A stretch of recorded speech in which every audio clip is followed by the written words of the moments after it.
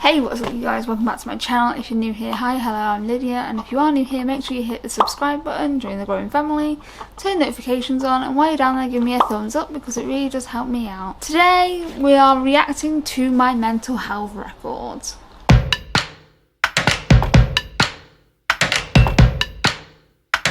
Okay, so this starts in 2015, so 10 years ago. 5th of May 2015, Lydia attended a follow-up on the 1st of May 2015 after being referred to CAMS from A&E. Lydia had become distressed and expressed self-harm and suicidal thoughts, and 999 was dialed. Lydia stated that she and her mum had an argument in the evening before she attended A&E, and she felt like running away. She'd become distressed and had been overwhelmed with suicidal thoughts. Lydia stated that there were a lot of things that were difficult with herself and her mother, but she was getting support from college and is having counselling, which she is finding helpful. Lydia also is also being supported by a youth worker, which again she is finding helpful. Lydia had a meeting with Telford and Region Housing and hoped of being allocated supported accommodation. Lydia attends New College, Telford, which she's enjoying and feels supported. Lydia is hoping to go into media and is looking forward to going to university. I'm not going to read that one because it's taking personal information, but anyway. Lydia stated she has a good group of friends at college, but does not really socialise with them outside of college, but she prefers her own company. Lydia denied any self-harm or suicide ideation at the present. We discussed that I had had a conversation with Mum, and Mum was concerned that Lydia does not share information with her, but she wants to support her. Lydia is ambient about Mum's concerns and does not want to share information with her, but agrees the correspondence could be addressed to Lydia, but be sent to Mum's address. Lydia stated she sleeps well, denies any alcohol or drug use. Just you wait a minute. Lydia is able to identify when she is feeling low, rating her mood around 7 to 8, at present 10 being the best. Lydia denied any plans or intention to hurt herself and is seeking support from college.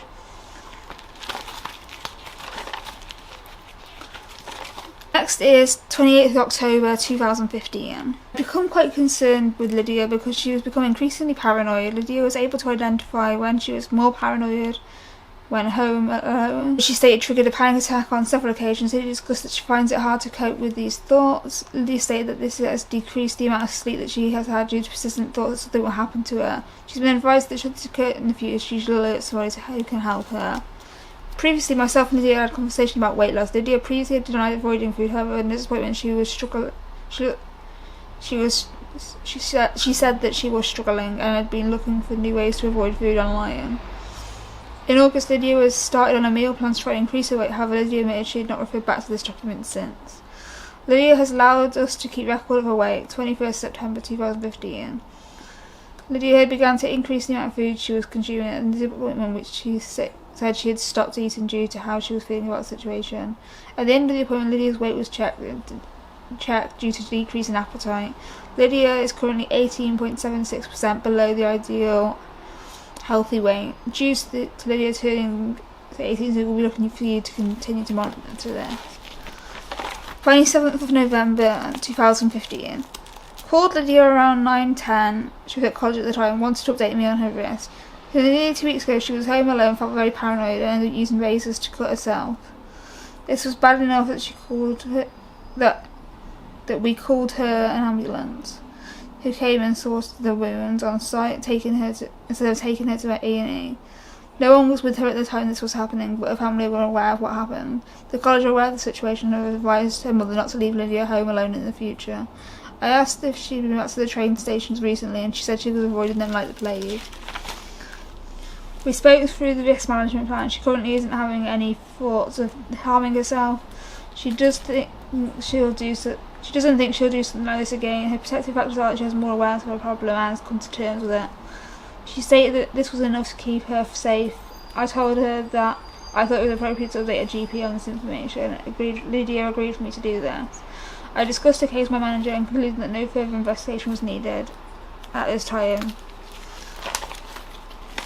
3rd of December 2015, the day before I turned 18. I reviewed Lydia's day at my clinic with Tracy Blackburn, and we previously met Lydia and Tyler on some fluoxetine, but because of his significant anxiety and prone to self-harm.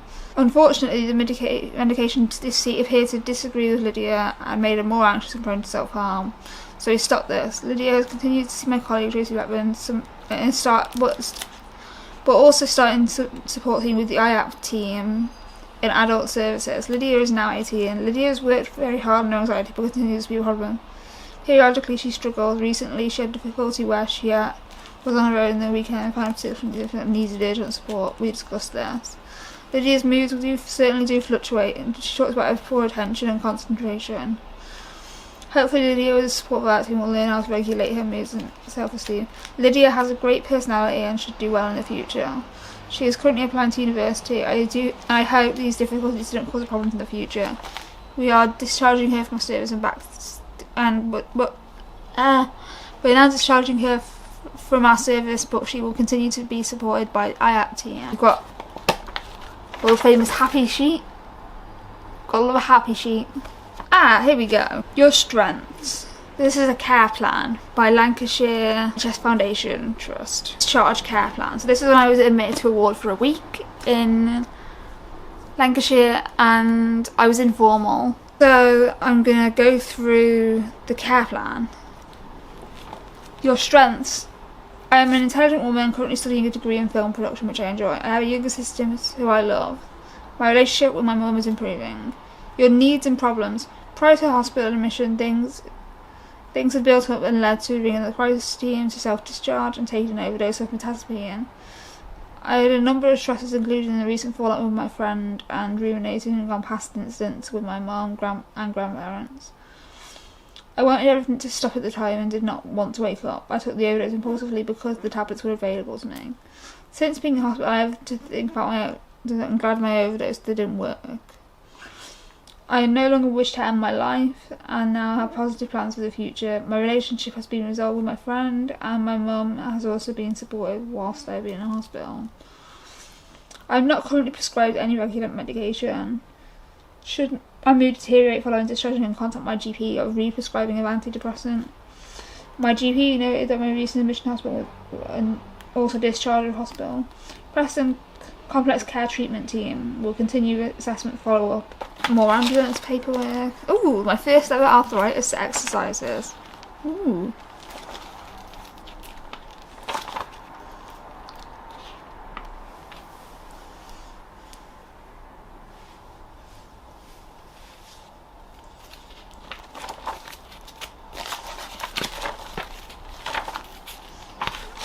Ooh, my certificate from uni. See, I told you I had a certificate from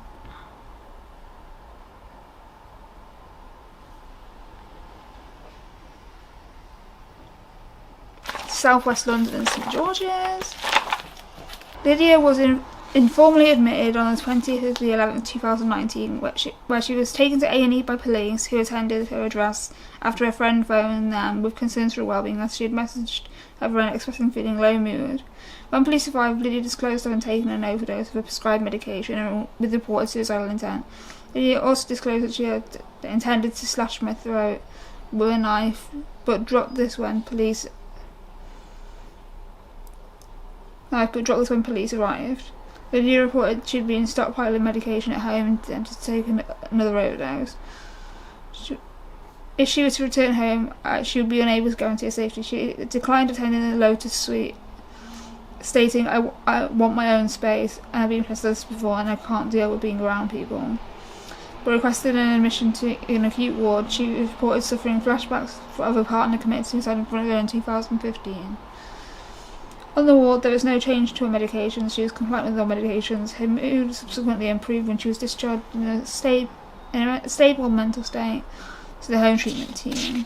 Then I was on bisoprolol, venlafaxine, diazepam, 5 milligrams 4 times a day, venlafaxine, modified release 150 milligrams, quetiapine 650 milligrams at night, folic acid 5 milligrams in the morning.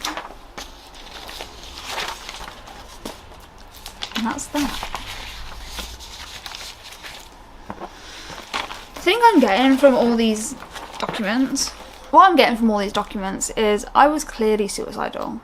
I know I denied it a lot. but I genuinely was suicidal. And you'd think that these trained professionals would know how to spot the signs of that. I could read these documents all day long. There's nothing different about any of them. I don't know what to say other than, yes, I was struggling, and these incidents kept happening. And I know I went back as far as 2015, but I've been struggling since I was younger. I was 17 in 2015. I've been struggling since 2012, 2013. So, a long ass time. Yeah, let me know what your thoughts are on these documents in the comments down below, and yeah, I'll see you in my next video. Peace. I did it with the right hand.